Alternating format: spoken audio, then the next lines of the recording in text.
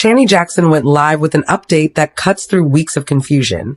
And what she revealed about Gainesville Police Department's handling of Tyrone Dro Davis Jr. case raises serious questions about transparency, accountability, and who GPD is actually working for. Let's get into it. For months, the family has been told the case was open. Then they were told it was closing. Then they were told it closed on March 12th. They scheduled a meeting weeks in advance to review the records. When they arrived on March 13th, nothing was ready. Follow-up? Records person said the case closed on the 12th. They'd get back with a cost estimate. But here's the twist. When the family called the medical examiner's office, they were told the detective on the case instructed them not to release records because the case is still open. So which is it? Open or closed? Because you can't have both. Under Florida law, public records requests must be fulfilled promptly. If there's an exemption, the agency has to state it specifically. GPD hasn't done that. Instead, they're actively telling other agencies, like the medical examiner's office, to hold back information from the family. Chanae's email to GPD demanded answers. She cited two Florida statutes, 782.07 manslaughter and 784.05 culpable negligence. Both state that actions showing reckless disregard for human life, whether through direct force or dangerous conduct, can be criminal if they contributed to a death. Yet GPD ruled it an accident because they didn't have evidence of criminality. But as Chanae pointed out, absence of evidence is not evidence of absence. The proper classification when you don't know is undetermined, not accident. Let's list the failures. They didn't pull the black box, even after Lulu claimed a man jumped out at 25 miles per hour. They didn't secure the scene. They didn't treat this as what it clearly was, a potential crime. And now, instead of admitting their mistakes, they're stonewalling. The family's questions are valid. The evidence doesn't match the narrative. And the only person who benefits from the chaos is the one person who was there when Dro died. GPD had one job: investigate. They failed. Now the family is doing the work themselves, paying for experts, demanding records, and calling for a public press conference. But the deeper issue is systemic. If DRO had been the driver and Lulu the victim, would this case have been handled differently? You already know the answer. Chanae's closing point is that this is bigger than one case. It's about accountability, about the systems we fund, and about whether law enforcement truly serves everyone equally. The email is sent. The demands are clear. Now it's on all of us to keep the pressure on. Share this video. Ask GPD why they're hiding records. Demand transparency. This is True Crime Unraveled. Follow us on YouTube, Facebook, and Instagram.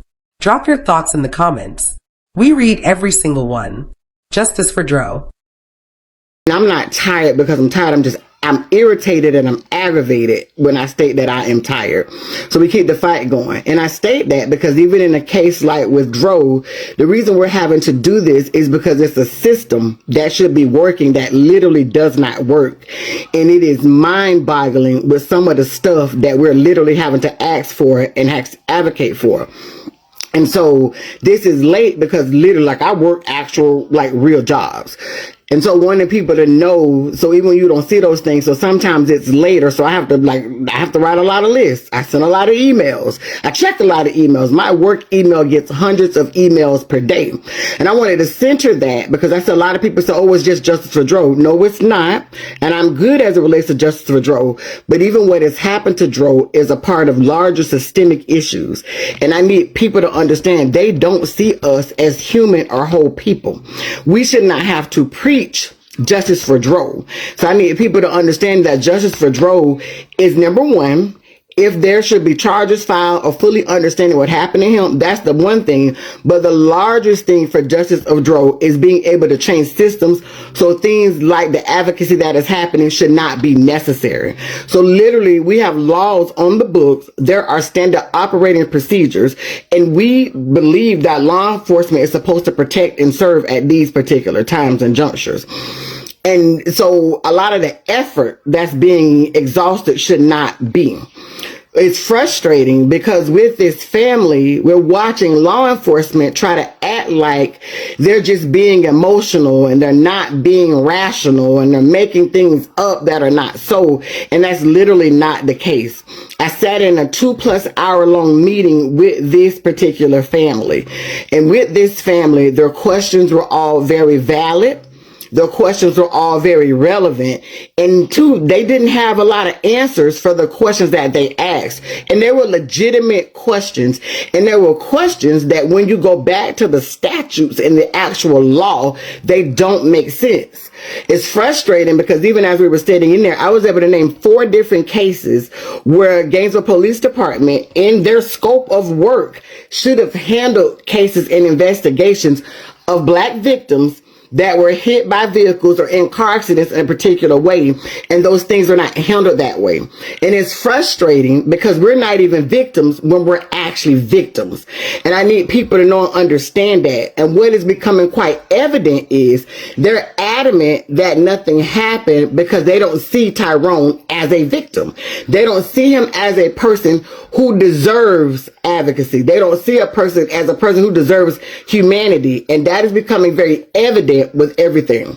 So what happened today is, like I stated, yes, GPD stated this is tragic but not suspicious, which is just asinine.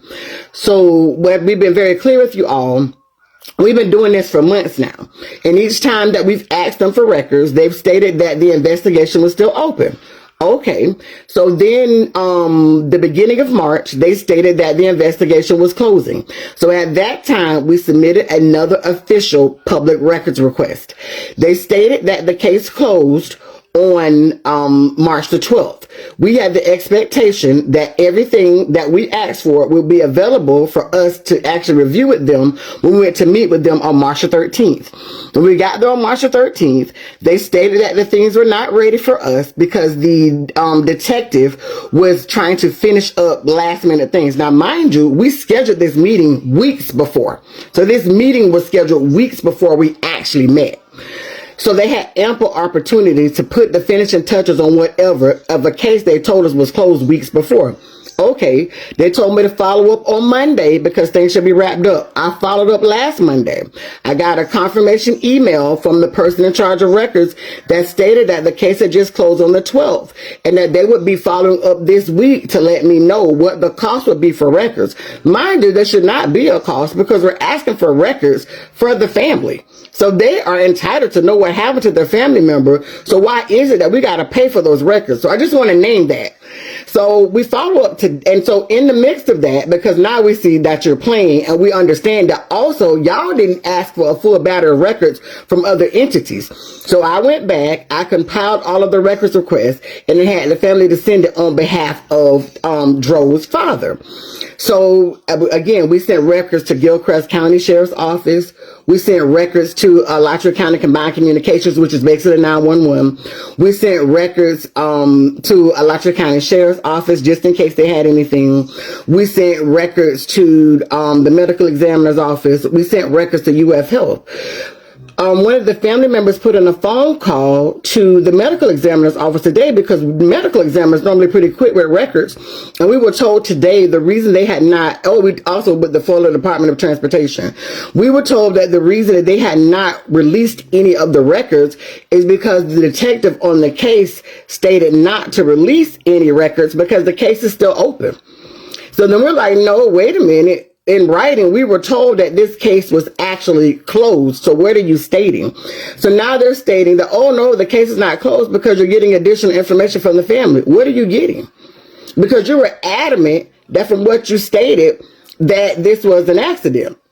What's frustrating to me is I've learned that because people don't have an actual knowledge base of how things go, they weaponize that. And so there has been they've utilized that to help sow confusion. And I think that's been we know for a fact that's been very purposeful. So they've definitively stated that they don't believe, so they research criminality. Got that. So we stated this in the meeting. So how did you come to the determination of an accident? They were very clear that they came to the determination of an accident because they didn't have any information stating that it was criminal. Cool. Do you have any information showing that's an accident? They said no. They literally stated that they ruled it an accident because they don't know what happened. Then you don't rule that an accident. You would rule it undetermined because that's what happened. It's undetermined because you don't have the information that you actually need. Proceeding forward, at the same time, this research team has been convened. They've looked at the evidence that's already readily available, and even from what they've already gathered, which is the conclusion that Gainesville Police Department should have come up with, because it's also partially the conclusion that the neurosurgeon came up with. He was not hit by a car. He had multiple blunt force trauma to the head. Therefore, something happened and took place.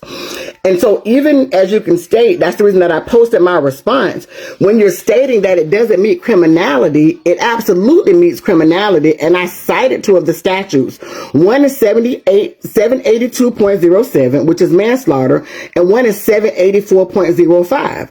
And both basically state actions demonstrating reckless disregard for human life or safety, whether through direct physical force or dangerous conduct, may constitute a criminal offense if those actions contributed to a person's death. Like, this is so basic. There are elements that you can go to, and it's so disturbing that even with Gainesville Police Department is saying, oh, we stand by it, we've done everything that we can. How can you state that if you didn't pull the events recording, which is the EDR, the black box? How can you state that you've done everything that you are supposed to do when people from FHP, who also do a lot of traffic accidents and crashes, are very clear that when Kiera went from, oh, he asked to get out of the car, to at the scene, it changed to, oh, I was going 25 to 30 miles per hour, that his injuries don't support that. That he should have had road rash, that he should have had injuries to his arms, his legs, and other parts of his head, that the equivalent of jumping out of a moving vehicle at 25 miles per hour is the equivalent of jumping forward out of a second-story building or jumping down 20 to 25 feet. How can you state that you've done everything that you're supposed to do when, if the vehicle was going 20 to 25 miles per hour, it would make sense that you would have gotten a warrant in order to get the information from the black box? Like, it's a level of insanity for you to state that and then double down. And then we know that it's a level of insanity because if you support it, why are you holding on to the information? Why won't you allow us to see and hear the recording? Because you said you recorded the conversation with Kiera. Why won't you allow us to see the body cam footage? Why won't, like, literally all the things that you said that you saw on that? You stated that Kiera was there holding his hand. All the witnesses said he was already on the stretcher by the time she returned. I am clear that the store that she went to, you could see his body in the road long before an ambulance ever got there. I live in Gainesville. We are clear when they did a reconstruction, there's not a way for her to have accelerated to 25 miles per hour to where he is dumped. So literally, scientifically, what you all are stating does not make sense. So literally, by your assertion, there's no way that this is accidental. And actually, there's no way that this is not suspicious, because there's no way in hell he committed multiple blunt force trauma blows to the back of his own head. I wanted to make it a point to verbally lay this out because I understand that there's a lot to read and for people to actually be able to navigate. This is literally one of those cases where 1 + 1 = 2. You can drill down. So some of the things that the family and I were discussing and looking at, even some case law, by her statement, if the vehicle was going 25 miles per hour and this resulted in a death, it could actually be deemed a crash. So the fact of the matter is, before Dro reached UF Health, on the calls that have already been released, you can see that it turned into a trauma. That's the reason he went under a trauma name. You can hear them having to resuscitate him before they got there. So why is it that the officers did not go back and secure the scene? And so it's those things. Other things that have taken place that we learned today is that when it came to the businesses nearby, like Papa John's, the reason that Papa John's was not releasing the footage is because they stated that people were coming in every day threatening them for the actual video footage. So people who are stating that they are helping are actually harming. And so the reason we're making this progress is because we're doing things in order.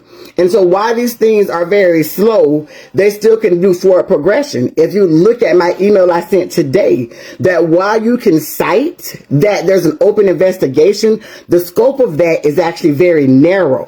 What is frustrating is that you're trying to act like it's the family that's out of line when it's GPD that is out of line. What is frustrating, and we can say this, and we can affirm, you can say, oh, you can't say this.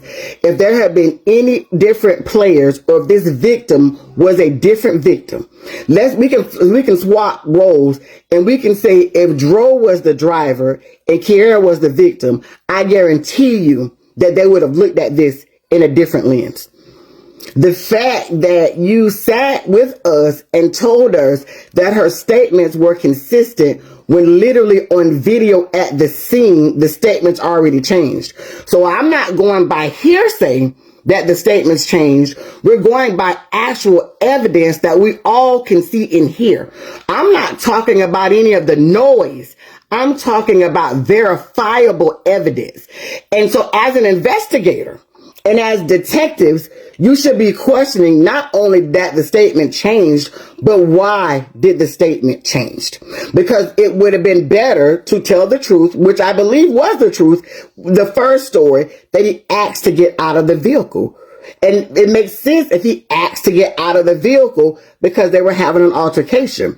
So one can infer that your story changed because you were trying to ensure that your story matched these injuries that he now has. And so this is me speaking on inference. So the deal is, with law enforcement, you're supposed to be the people to take the evidence and piece it together and figure it out.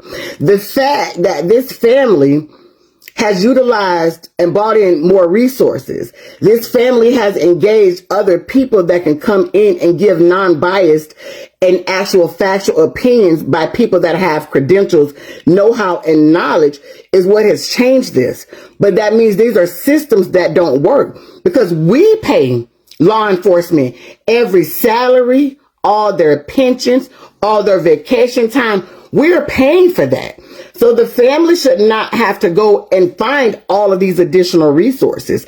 We should not have to be the ones sitting and looking and verifying case law. They should not be having to pay a private investigator or go how we had to sit and down with an actual attorney for actual justice when it's literally laid there. And that's why these laws are actually on the book. And so I want to be clear. So for me, not only did I have immediate asks for them to respond in writing, is the case actually closed, and verify that? Because if it is, why are we waiting on records, and why are you stopping us from getting records from other agencies?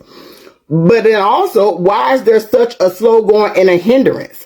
And it's like you all are upset because now we're ensuring that we're very slow, methodical, and deliberate about presenting the information, because the only person that it benefits for so much level of chaos would be Kiara.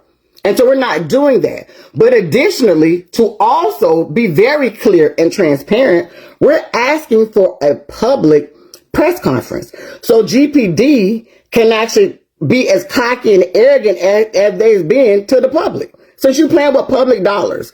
So tell the public that you've done everything that you can, and then lay out all these things that you did not do. Tell the public that you stated that this is an accident because you don't have enough evidence, not because anything actually states that it's an accident. Tell the public why you did not pull the actual black box, even though this escalated to some type of traffic situation and things are so questionable. Tell the public why you did not turn over every rock and every stone and do your due diligence to ensure that this family has answers. Tell the public why you keep trying to twist what the family is asking for and what they have stated instead of taking ownership that we messed this up. Like that, those are the questions that we have. Nobody wants to have to travel 4 and 5 hours from their hometown to advocate. Nobody wants to have to deal with all of the chaos that they actually have gotten and they've had to deal with. Like, it's a level of actual insanity. And then when you point out things that are basic common sense, then I become the problem. Or the family is the problem because they won't leave it alone. And there are cases, and I'm not irrational. And people will tell, and I talk to them, I'm like, no, that's a particular case. In this case, we are all very clear that something happened. In this case, we are very clear that the working theory that the outside investigative team came up is actually a working theory that makes sense. In this case, it is clear we did not arrive to that before now because law enforcement, there was a failure in either their policies, their standard operating procedures, or they did not follow their standard operating procedures. Somebody asked if it was a traffic accident, where's the vehicle that was involved? So with Kiara's car, because the vehicle was traveling and is considered a moving vehicle under state law, that now, because this resulted in him having a death, it can now be constituted as a traffic accident. So even her leaving the scene by her statement, they should have done further. My position is he got out of the car and it wasn't moving. Law enforcement acknowledges that he didn't jump out of a car to harm himself.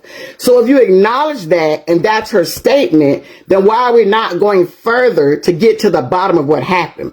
How in one breath you're stating that her statements are consistent, but in the other breath you're acknowledging that one of her statements was that he jumped out of the car because he was trying to harm himself, but that doesn't make sense. And this is what we're dealing with. This is what we're navigating. What we're navigating is all of these contradicting statements and statements that contradict what the actual evidence states. And law enforcement is still saying that they did everything that they could. So I won't keep you all tonight. My previous post lays out exactly what I sent directly to GPD, and I sent it to Captain Hallett, I sent it to Chief Moyer, and I sent it to Lieutenant Scott.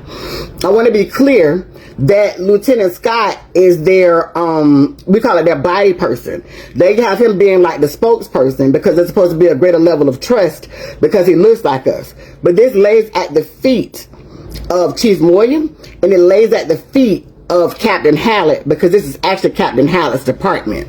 And I want to name that very clearly. Captain Hallett stated that she came from patrol, which are the people who investigate crashes.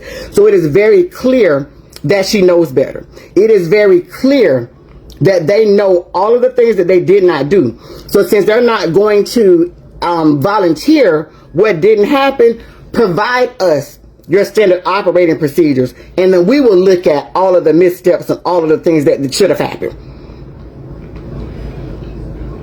That's where I'm at with it.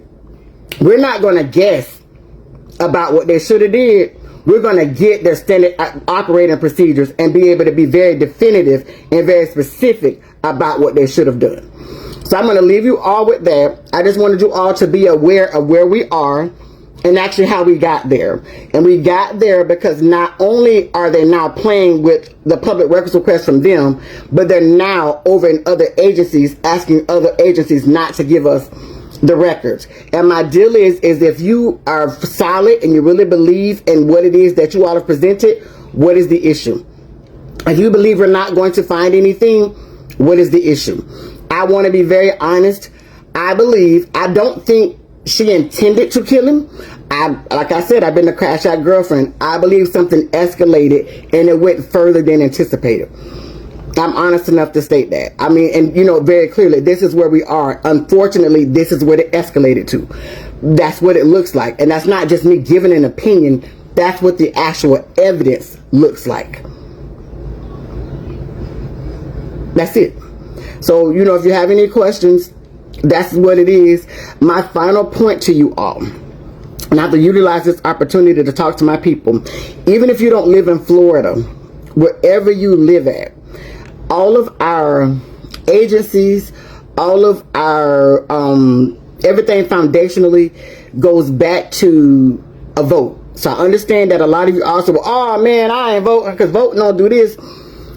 Everything goes back to that. So I need us to understand how not voting also impacts us in times like this.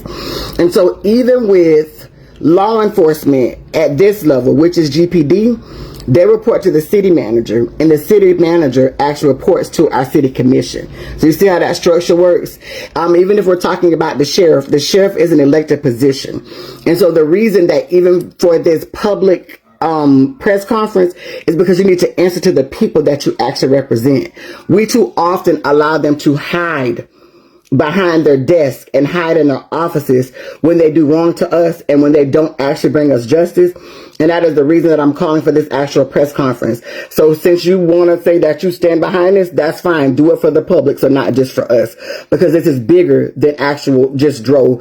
This speaks to systemic issues, and it's time out for that. But I want people to get more engaged and actually realize how these things structurally are designed in order to harm us, and be able to really pay attention to who's in particular seats that wants to do the right thing by us.